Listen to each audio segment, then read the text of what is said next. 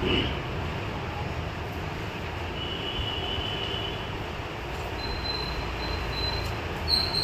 یدا ابی لہب وتب ما اغنى عنہ مالہ وما کسب۔ یہ صورت کس موقع پر نازل ہوئی اور کس شخص کے بارے میں نازل ہوئی، اس کا ضروری اور مختصر تعارف اور وہ پورا قصہ واقعہ جس کے بعد اللہ نے سورج کو اتارا آپ کے سامنے پیش کیا جا چکا ہے۔ اب سورہ مبارکہ کا مضمون سنیے۔ پہلا جملہ تبت یدا ابی لہب وتب۔ میں نے پرسوں بھی عرض کیا تھا کہ اس آیت کا جو پہلا حصہ ہے اس میں بددعا کا مضمون ہے۔ اللہ سبحانہ و تعالی فرما رہے ہیں کہ ابو لہب برباد ہو جائے۔ تو اس ٹکڑے میں اللہ کی طرف سے ابو لہب کے لیے بددعا کی گئی اور پھر اسے جناب رسول اللہ صلی اللہ علیہ وسلم نے پڑھا۔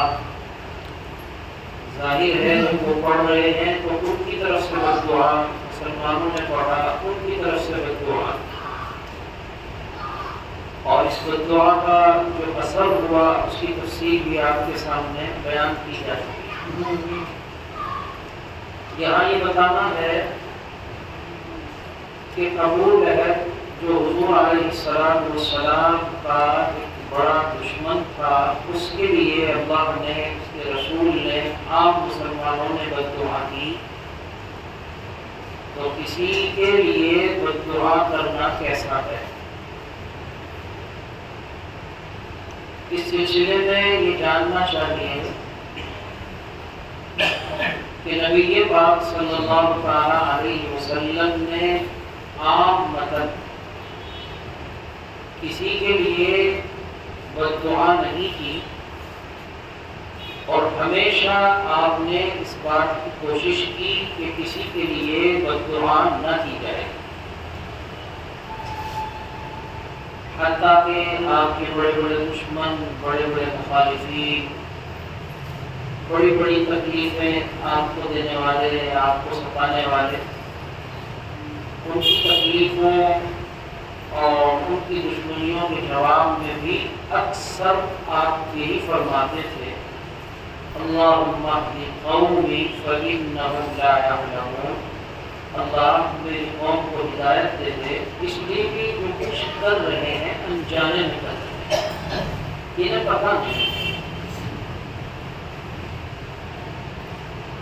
اس لیے شریعت کا قانون بھی ہے اور مسئلہ بھی ہے کہ عام شخص کے لیے، چاہے وہ کتنا بڑا کافر، کتنا بڑا مشرک اور کتنا بڑا ظالم کیوں نہ ہو، نام لے کر، کہہ کر کے، مبین کر کے بددعا کرنی جائز نہیں ہے۔ ہاں، اگر کسی کے بارے میں یہ یقین سے پتہ چل جائے کہ یہ کافر اب ہدایت نہیں پا سکے گا، اللہ نے یہ طے کر لیا ہے کہ اسے کفر پر ہی مرنا ہے، تو اس کا نام لے کر بھی اس پر بددعا کی جا سکتی ہے اگر ضرورت ہو، بچنا پھر بھی چاہیے لیکن کر سکتے ہیں۔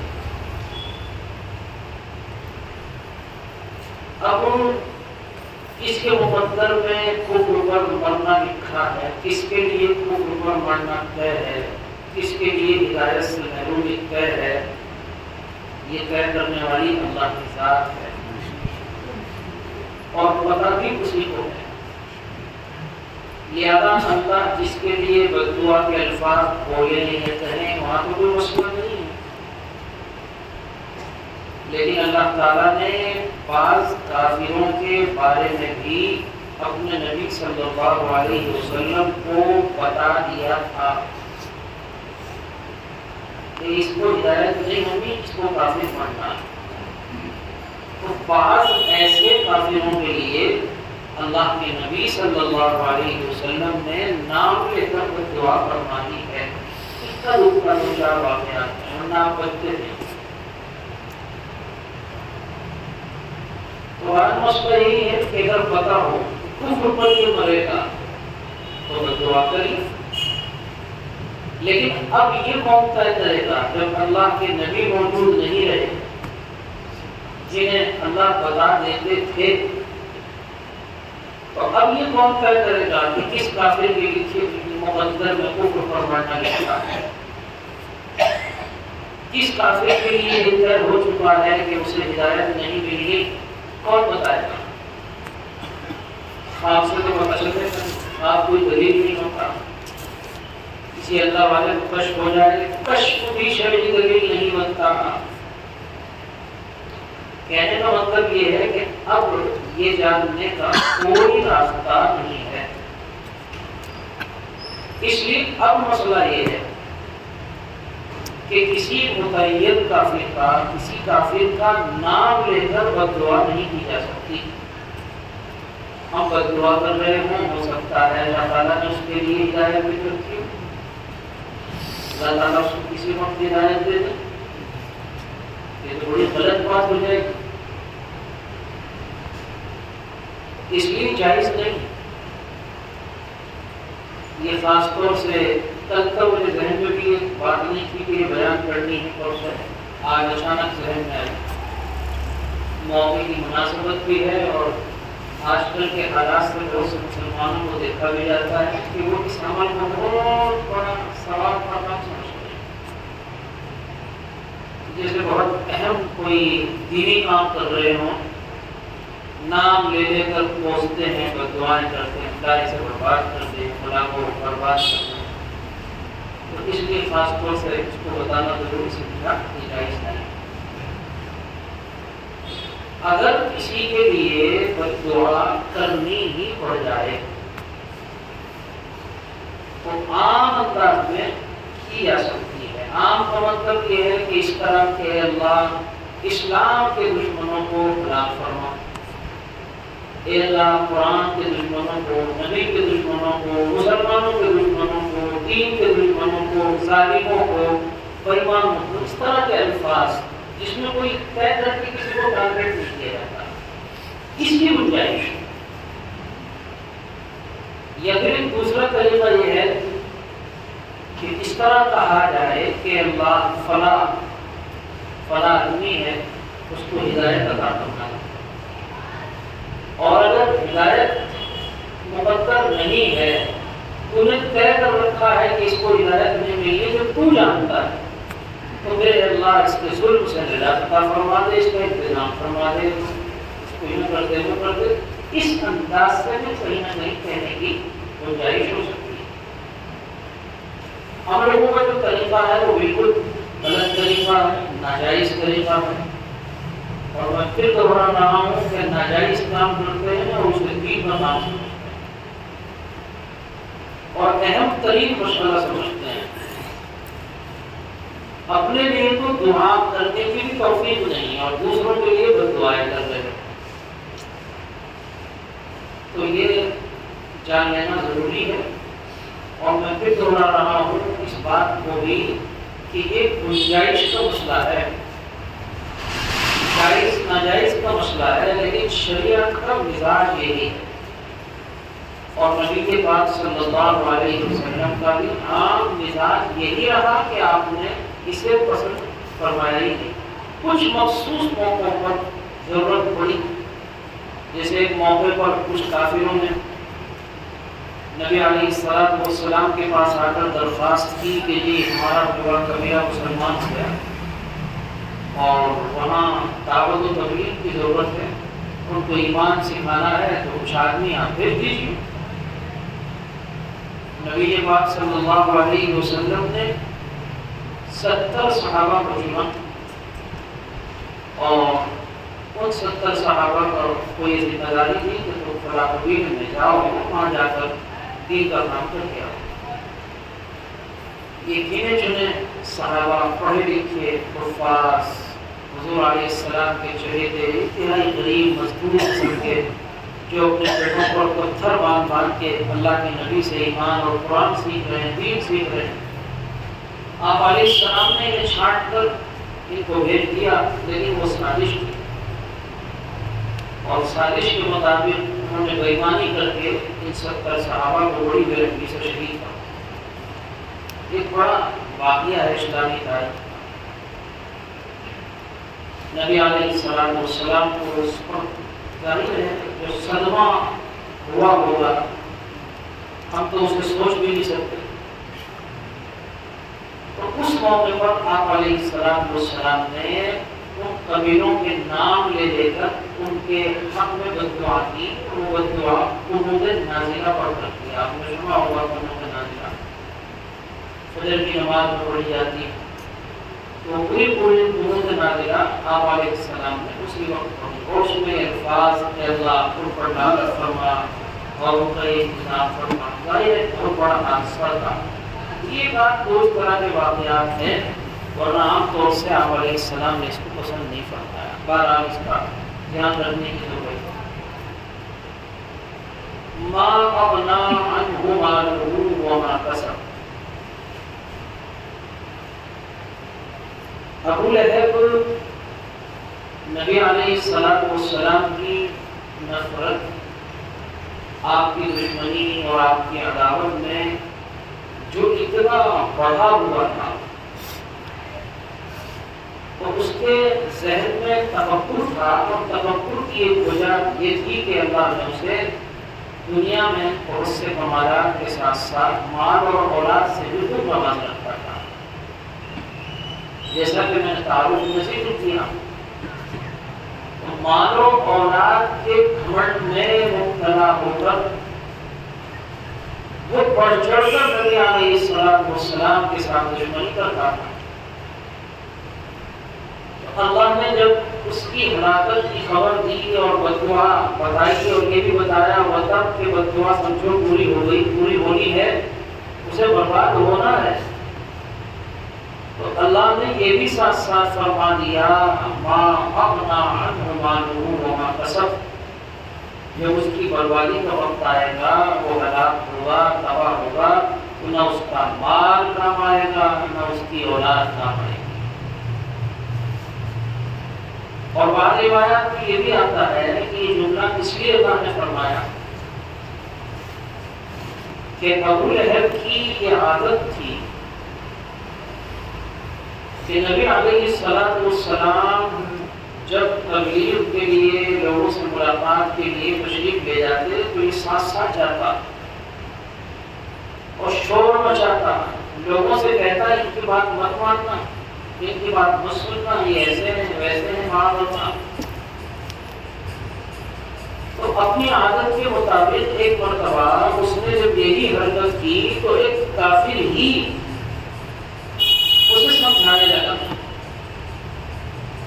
کہ بھائی دیکھ، تو بھی جانتا ہے، میں بھی جانتا ہوں کہ محمد نے آج تک جھوٹ نہیں بولا، یہ سچے اور کھرے انسان۔ ابھی تو کچھ کہہ رہے ہیں، اگر وہ سچ ہوا تو مرنے کے بعد تیرا انجام اچھا نہیں ہوگا، اس لیے حرکتوں سے باہر آ جائے۔ اگر یہ صحیح کہہ رہے ہیں تو پھر صورتحال بڑی خراب ہوگی۔ ابو لہب نے بڑے فخر اور غرور سے جواب دیا کہ پہلی بات تو مجھے اس کا کوئی یقین ہے نہیں، مرنا مرنے کے بعد زندہ ہونا اور عذاب اور یہ وہ معاذ اللہ مذاق کرنا، پہلی بات تو میں اس کو مانتا نہیں۔ اور دوسری بات یہ ہے کہ اگر ایسی کوئی صورتحال میرے سامنے آ بھی گئی تو یہ میرا مال و دولت کے بعد بچے کب کام آئیں گے، دادو مارتا کے قدموں میں بچ جاؤں گا۔ اس نے سمجھا جیسے دنیا میں دے دلا کر کام چل جاتا ہے اور ہمیشہ ہوتا ہے دنیا میں ایسا، وہاں بھی یہی ہو جائے گا۔ تو یہ اس نے غرور کیا اور یہ سمجھا کہ اللہ کے عذاب سے اسے اس کا مال، اس کی اولاد بچا لیں گے، اس لیے اللہ نے فرمایا ما اغنى عنه ماله وما كسب، کوئی مال اور دولت جو اللہ کی پکڑ آئے گی کام نہیں ہے۔ موت سے اور اللہ کے عذاب سے کوئی دولت نہیں بچا سکتی، سب کھڑا رہ جاتا ہے۔ یہ اللہ نے کہا تو اس کے بارے میں ہے، لیکن اس آیت کے ذریعے اللہ نے ہم سب کو یہ میسج دے دیا، بالکل کھلا ہوا میسج ہے کہ بعض مرتبہ انسان مال دولت، حسب و نسب، خاندان، رشتہ دار، اولاد، اپنے عہدے اور منصب کے گھمنڈ میں مبتلا ہو جاتا ہے، فخر میں مبتلا ہو جاتا ہے، اترانے اور اکڑنے لگتا ہے۔ اللہ نے بتا دیا کہ یہ سب وقتی چیزیں ہیں، جب موت آئے گی دنیا سے خالی ہاتھ جاؤ گے، نہ کوئی مال جائے گا، نہ کوئی عہدہ جائے گا، نہ کوئی منصب جائے گا، نہ کوئی اولاد اور نہ کوئی دوست آ جائے گا۔ یہ کام آنے والی چیز نہیں، چنانچہ انسان دنیا سے خالی ہاتھ جاتا ہے، اس لیے یہ کوئی اکڑنے کی بھی چیز نہیں ہے، یہ کوئی غرور کی چیز بھی نہیں۔ مال ایک ضرورت ہے، ایک حد تک اس کو کمانا، اس سے محبت کرنا، اس کا استعمال کرنا، اس کی گنجائش اور یہ جائز، بلکہ ضرورت انسان کی بعض حالات میں فرض، لیکن فخر کرنے کی چیز یہ بالکل نہیں، اکڑنے اور اترانے کی چیز یہ بالکل نہیں۔ انسان کو ہمیشہ اس حقیقت کو یاد رکھنا چاہیے کہ اترانے تو اس پر جو ہمیشہ ساتھ رہنے والی چیز ہو، آج موت آ جائے، آج یہ سب کا سب بھرا رہ جانے والا ہے، اس پر کیا کرنا؟ یہ میسج، یہ پیغام اللہ نے ما اغنى عنه ماله وما كسب کے ذریعے ہم سب کو دیا۔ اللہ ہمیں اسے سمجھنے کی توفیق عطا فرمائے۔ سيصلى نارا ذات لهب وامرأته، دنیا میں اس کا جو انجام ہوا اس کا تذکرہ کر دیا گیا کہ دنیا میں بھی یہ برباد ہوا، آخرت میں بھی یہ برباد ہونے والا ہے، آخرت میں اس کے ساتھ کیا ہوگا۔ اللہ نے اس آیت میں اسی کو بیان کیا کہ مرتے ہی یہ شعلوں والی، لپٹوں والی آگ میں داخل ہوگا، اور صرف یہی نہیں، وہ محمد اس کی بیوی، آخرت میں ان کا ٹھکانہ آگ ہے، جہنم ہے۔ بیوی بھی نبی کریم علیہ السلام کی دشمنی میں شوہر سے کم نہیں تھی، انتہائی مکار، عیار، بےایمان، اور حضور علیہ السلام سے نفرت کی انتہا رکھنے والی عورت، جس کا نام جمیل۔ اس کی نفرت کا حالت یہ تھا، قرآن علی کہہ رہا ہے حمالۃ الحطب، لکڑیاں چننے والی، کہ جب اسے پتہ چلتا نبی علیہ السلام کہیں تشریف لے جانے والے ہیں تو جلدی سے جاتی اور کانٹوں دار شاخ چن کر لاتی اور اللہ کے نبی صلی اللہ علیہ وسلم کے راستے میں ڈال کر آپ کو تکلیف پہنچائی۔ یہ واقعہ بالکل صحیح واقعہ، وہ جو واقعہ مشہور ہے، بڑھیا راستے میں وہ ڈالتی تھی کانٹے، اس کی کوئی سند نہیں ہے، وہ تقریر کرنے والوں کے چھٹکارے کا واقعہ ہے، تقریر کرنے والوں کے چھٹکارے کا واقعہ ہے، وہ اس کی کوئی حقیقت نہیں ہے، بہت صاف کہہ رہا ہوں۔ یہ بالکل صحیح ہے جو اس کے بارے میں آیا، یہ کس نے کیا ہے، یہ کام وہ کوئی واقعہ نہیں۔ مسلمان بڑے بڑے مجموعوں میں حضور علیہ السلام کے اخلاق میں اس کو پیش کرتا ہے، اخلاق کے لیے کوئی معتبر بات نہیں ہے ہمارے پاس جو ہم غیر معتبر، غیر مستند، غیر ثابت شدہ کس سے بیان کریں۔ بہرحال یہ اس کی دشمنی کی انتہا تھی، اور کتنی گندی ذہنیت کی یہ عورت تھی۔ ایک اور بات سے اندازہ لگا کہ نبی علیہ السلام پر جب قرآن کرتا تو آپ کا معمول تھا باقی شب میں بیدار ہوتے اور تہجد میں قرآن پڑھتے تھے، بلکہ تہجد آپ پر فرض تھا شروع۔ تو ایک مرتبہ ایسا ہوا نبی علیہ السلام کی کچھ طبیعت ناساز ہو گئی اور کچھ راتوں تک آپ تہجد میں نہیں اٹھ سکے، تو اس شیطان عورت نے جب اسے پتا چلا یہ کہا اور یہ بات پھیلائی، یہ پروپیگنڈا کیا کہ محمد کے شیطان نے اب اسے چھوڑ دیا. بہت کہتا تھا وہی آتی ہے، وہی کوئی کچھ نہیں، وہ شیطان ناراض ہو کے بات کیا. معاذ اللہ. اس بات کے جواب میں اللہ نے ایک سورت نازل کی جو انشاءاللہ بہت جلد آئے گی. وَالضُّحَىٰ وَاللَّيْلِ إِذَا سَجَىٰ مَا وَدَّعَكَ رَبُّكَ وَمَا قَلَىٰ. اللہ نے قسم کھا کر فرمایا، بس اس کی تو تشریح نہیں کرنی. مَا وَدَّعَكَ رَبُّكَ وَمَا قَلَىٰ، نہ تیرے رب نے تجھے چھوڑا، نہ تیرا رب تجھ سے ناراض ہے. تو یہ اتنی شیطان عورت تھی، اس لیے اللہ نے فرمایا یہ بھی اپنے شوہر کے ساتھ جہنم میں داخل. حمالۃ الحطب. حمالۃ الحطب کا مطلب لکڑیاں اٹھانے والی. ابھی میں نے بتا دیا قرآن نے کیوں کہا اس کو حمالۃ الحطب، لکڑیاں اٹھا کے لا کے آپ کے راستے میں ڈال دی. اور بعض علماء فرماتے ہیں کہ جو قرآن کہہ رہا ہے لکڑیاں اٹھانے والی، یہ دراصل اس کی آخرت میں ہی ایک سزا کو بیان کر رہا ہے. وہاں اسے جو جہنم اور آگ ہوگی وہ تو ملے گی، ایک سزا اللہ اسے یہ دے گے کہ اسے اس بات کا پابند بنایا جائے گا کہ لکڑیاں سر پر اٹھائے، انہیں ڈھوئے اور ان لکڑیوں سے اپنے شوہر کی آگ بھڑکائے. چونکہ دنیا میں یہ اپنے شوہر کے دل میں حضور علیہ السلام کی نفرت اور انتقام کی آگ بھڑکاتی تھی، اللہ تعالیٰ وہاں بھی اس کے ذریعے اس کے شوہر کی عذاب کی آگ کو بھڑکائے. اس لیے فرمایا حمالۃ الحطب فی جیدہا حبل من مسد، اور اس کے گلے میں مضبوط رسی کا پھندا ہوگا. بعض علماء کہتے ہیں کہ یہ دنیا میں ہی اس کے ساتھ اس طرح ہوگا، اس کا بیان ہے. چنانچہ میں نے بتایا کہ یہی ہوا کہ وہی رسی کا پھندا اس کی موت کا ذریعہ بن گیا. اور بعض علماء کی رائے یہ ہے کہ یہ بھی آخرت کی کا ایک عذاب کی شکل ہے. اگرچہ دنیا میں بھی اسی طرح بنی، لیکن آخرت میں بھی یہی ہوگا کہ اس کی گردن کو، اس کے سر کو مضبوطی کے ساتھ ایک انتہائی سخت اور طاقتور رسی سے اللہ تعالیٰ باندھ دیں گے تاکہ حرکت نہ کر سکے. بہرحال یہ بدبختوں کا انجام ہوا. اور اکثر تاریخ نے دیکھا ہے کہ اللہ کے نبی صلی اللہ علیہ وسلم کی شان میں گستاخیاں کرنے والوں کا انجام دنیا میں بھی کچھ اچھا نہیں، بہت بڑا بدترین ہوا. شرط یہ ہے کہ ہم لوگ اس کا یقین رکھیں اور اپنی زندگیوں میں اللہ کے نبی صلی اللہ علیہ وسلم کی سنتوں کو زندہ کریں. اللہ نبی کے دشمنوں سے خود نمٹ لے گا. آج جو دیر ہو رہی وہ ہماری وجہ سے ہو رہی. معاذ اللہ بڑا لفظ بول رہا ہوں، مجھے حق نہیں ہے بولنے کا، تو میں چھوٹا آدمی ہوں، میرے دل کی آواز میں بول دوں کہ کہیں نہ کہیں نبی کے دشمن تو ہم بھی ہیں. عقیدے میں نہ ہوں، عمل میں تو ہیں.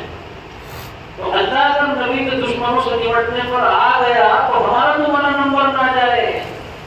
شاید اس لیے ان کمیوں کو بھی چھوٹ مل رہی ہے. ہم اس دائرے سے اپنے آپ کو نکال لیں، اپنے اللہ کو ثبوت پیش کر دیں. اللہ ہم تیرے نبی کے دشمن نہیں، ہم تو ان کے محبوب ہیں. ہم تو ان کی سنتوں پر، ان کے چہرے پر، ان کے لباس پر، ان کے طریقوں پر مرنے والے لوگ ہیں. پھر آپ دیکھیے کتنی جلدی اللہ ان لوگوں کو وہ انجام کرتا ہے جو ہم اور آپ سوچ بھی نہیں سکتے. بہرحال اللہ ہمیں اس کی توفیق عطا فرمائے.